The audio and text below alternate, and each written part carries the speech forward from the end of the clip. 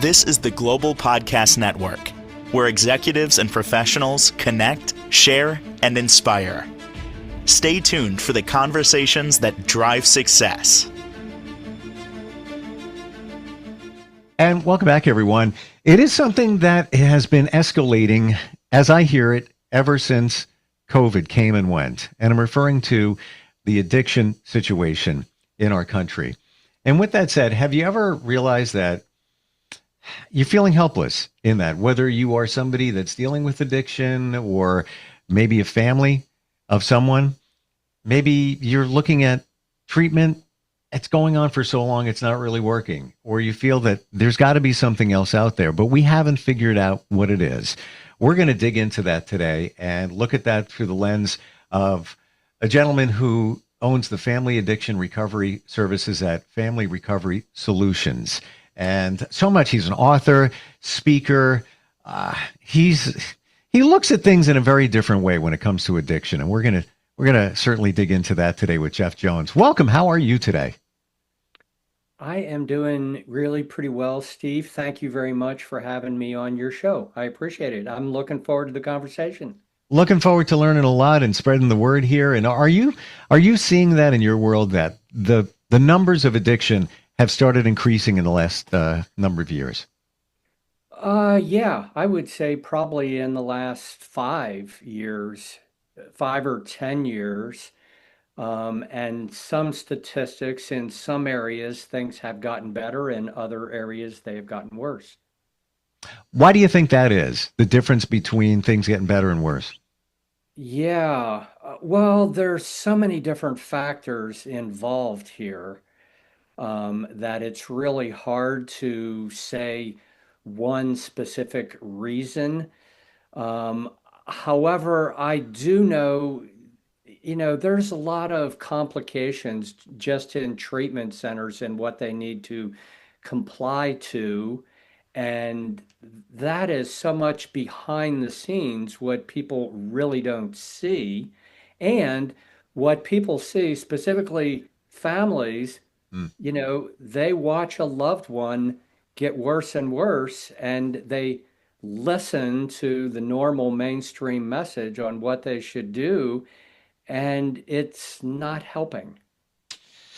Do you feel that the answer isn't just helping somebody addicted, but also helping to heal the family? A lot of times the family is forgotten, and as it should be, the focus put on the person that's dealing with the addiction, but the family is part of that healing from the Yeah, addiction. yeah. So I think what you just mentioned, how I would talk about it is, and just for many, many years, we focus on one person's problem and we try to poke, prod, and get them to fix the problem. And that seems to be all that a family can really do. And I am not in agreement with that totally. And there is a lot of things that families can do to make change while their loved one is still in active addiction. Hmm. And we've got a lot to talk about and dig into in future podcasts, including this one. But the short answer to kind of set the stage for this, what do you think the short answer might be with that? Well, to recognize a both and solution, because the normal traditional thinking of addiction and recovery is just focusing on one person, and there's one solution, and that one solution is for them to admit that they're having a problem, that they need to take care of it, and that's the one solution. And then everyone else can kind of Mm. wipe their hands and say, okay, they're good to go. But what they're missing is the environment around that person. There's many things that are going on that contribute to and enable the problem. And Mm. when family members start to recognize a larger picture, you know, they can recognize behavioral and communication dynamics that are present in their relationship with their addicted family member, and they can start taking responsibility for their end of the communication. So What? that's the short answer. There's a lot Hmm, to that to unpack, but sure. that's the short answer. And am I interpreting this right in saying, Jeff, that for somebody to effectively recover or faster recover or better recover from addiction, we also have to look at the family and how they're Yeah. doing because they are essentially the support system, or maybe there's some challenges within the family that could have led to the addiction or maybe exasperated it. But where I'm going with this is we got to take a look at the family here. We got, a lot of Yeah. times we put that to the side. Yeah, I mean, addiction is seen as a disease, and with every disease, there's a mild, moderate, severe classification. But, families, because of the black and white messaging, families, a lot of times, they don't really start to try to deal with the problem until it's severe. And, when families recognize early on warning signs, when families make change, it's easier for individuals to make change. And actually, that's the slogan that's on my website, thefamilyrecoverysolution.com. When families change, individuals change. Hmm. Like they say, it starts with your family. So I guess that's kind of where we're going here. Before we continue on our journey, tell us about your journey, how you got to Yeah. this point, helping people with addiction, but certainly, and the name of your book is, I believe, spot on, Rethinking Addiction. It's almost like kind of taking the rock, throwing it in the pond, the ripples go out. We're just changing it up a little bit and looking at things differently. What got you here? Yeah. So, what got me here is I was born into a family with addiction.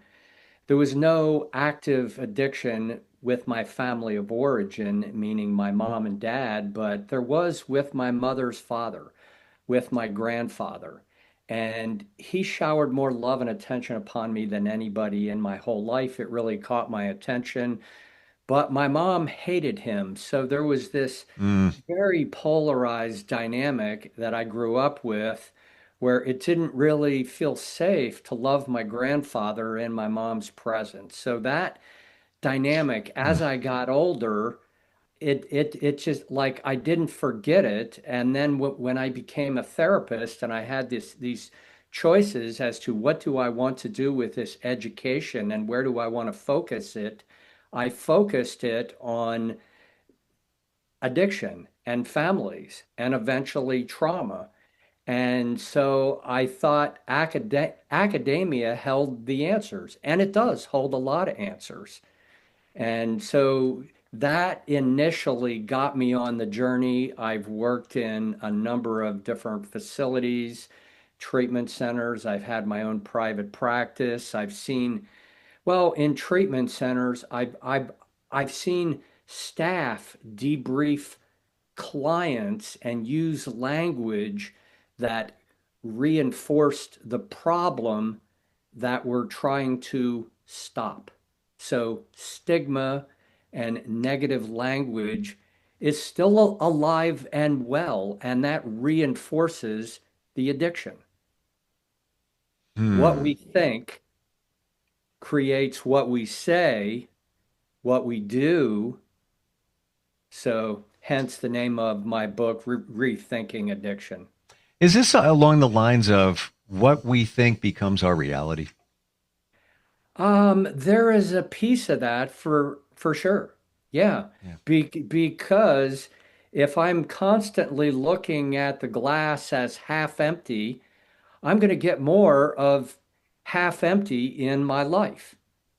And if I'm looking at the glass as half full, there's a much greater chance I'm going to get gratitude in my life, or whatever comes into my life, I'm going to be able to see it from the perspective of gratitude and take actions that encourage more gratitude, more positive solutions. Yep. Yeah. I know this is sometimes gets a little woo for people, but I believe it. Yeah. It's like your mom or dad used to say back in the day, if you're looking for trouble, you're gonna find it. I'm telling you. Well, if you're if you're looking for a negative situation, it's probably going to present, and you might not even know it. But side note, if you've got a job interview coming up, it's the perfect job, perfect salary. Oh my gosh, been waiting forever. And you say to yourself, I'm never, that interview's, I'm never going to be able to do it. I don't even know half of what they're asking, but you got Yeah. picked for the interview. So you must have had something that they saw. But if you go into that interview with the mentality of, I'm going to blow this, you're going to self sabotage yourself without even knowing it. So it's kind of like the Henry Ford quote, if you think you can or you think you can't, you're right. Right. Well, what was that when we were kids, the nursery rhyme, the I think I can, I think I can, I think I can. The Oh, train, oh, whatever it was yeah. called. Can't remember. Um, when it comes to families and somebody within the family being addicted, what is some of the important pieces of advice you can give? Be it set boundaries, support for them, make sure you are protecting and taking care of yourself. Can we talk about that? Yeah. Yeah, sure. So all of that stuff is great stuff. It's all good. I'm not saying that anything that we've done is bad. What I'm saying is that it's narrow. And by that I mean it's looking at that one person and falsely believing that the only solution is for them to make change. And, so I have a three-phase program, and it's the first phase is enabling health within the body. The second is enabling health within your relationships, i.e., your addicted family member. And the third phase is enabling health in how your family does family together. So I Mm. use the word enabling health very deliberately because in the addiction recovery space, enabling just means one thing.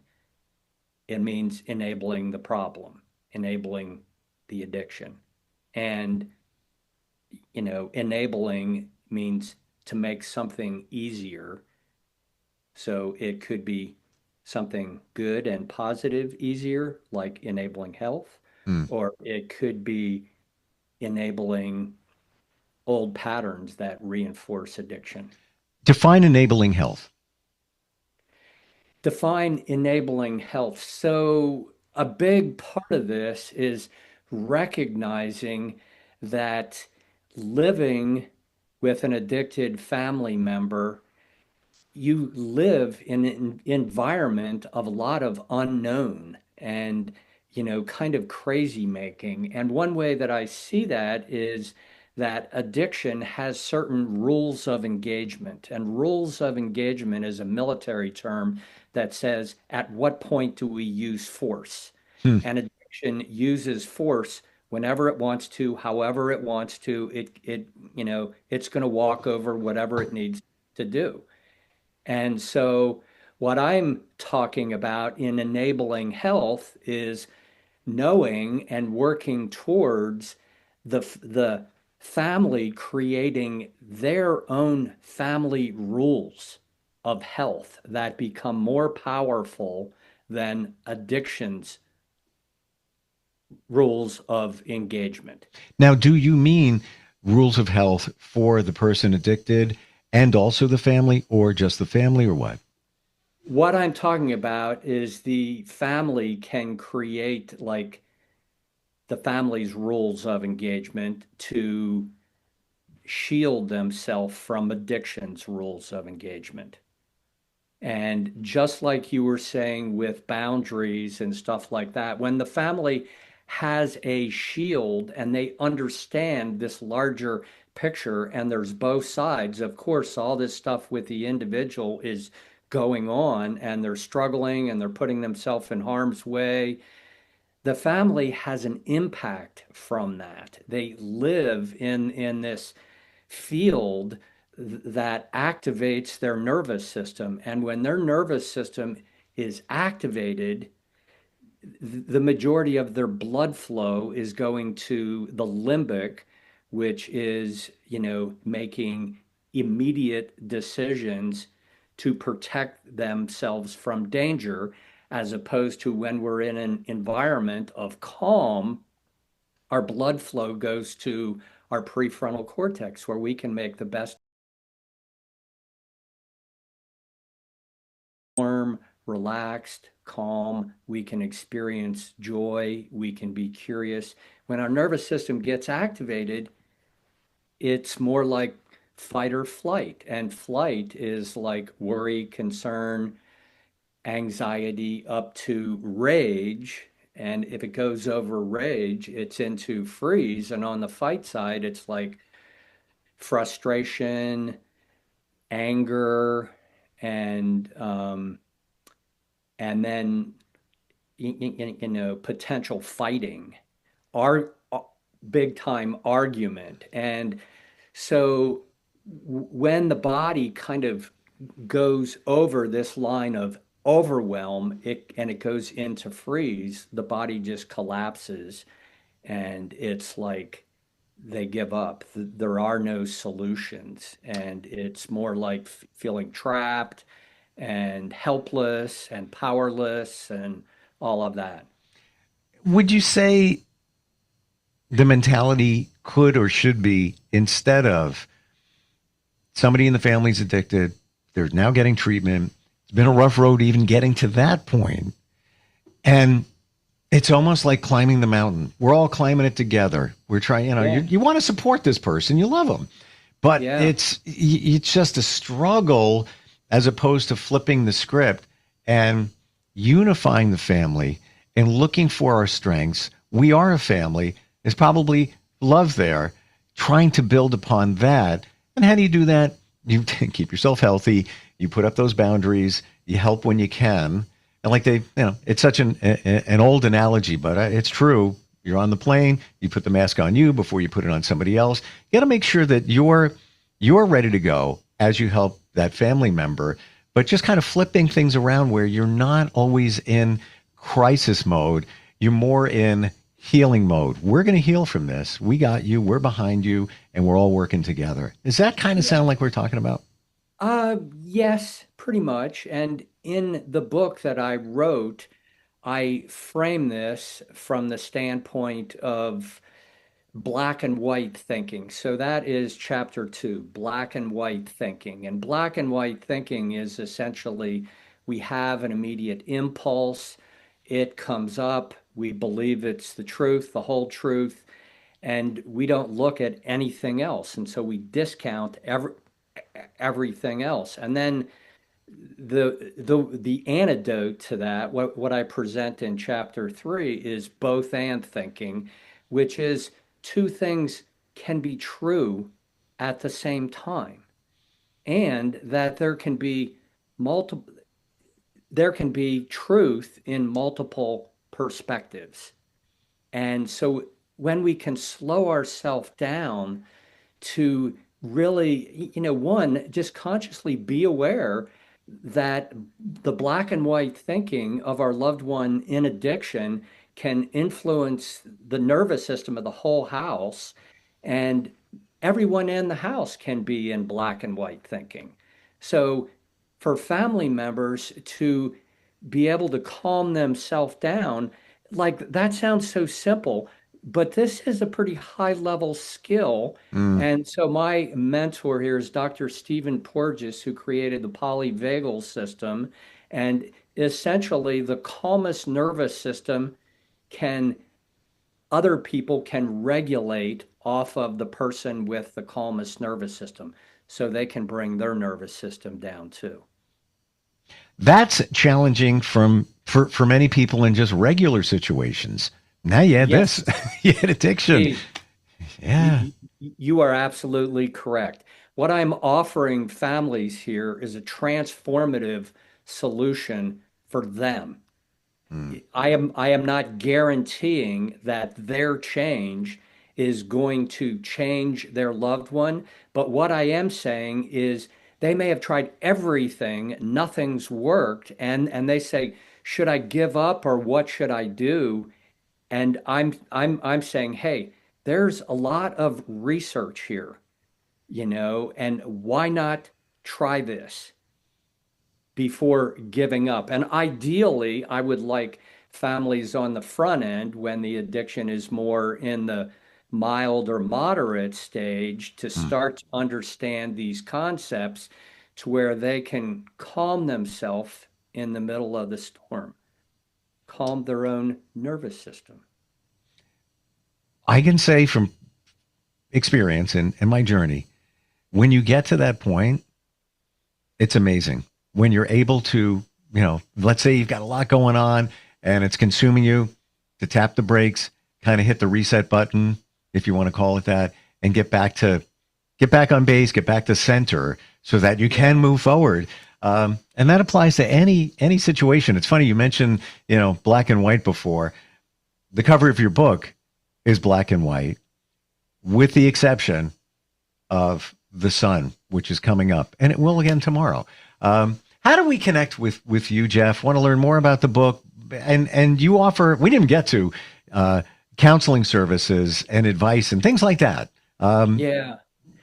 So I was a counselor.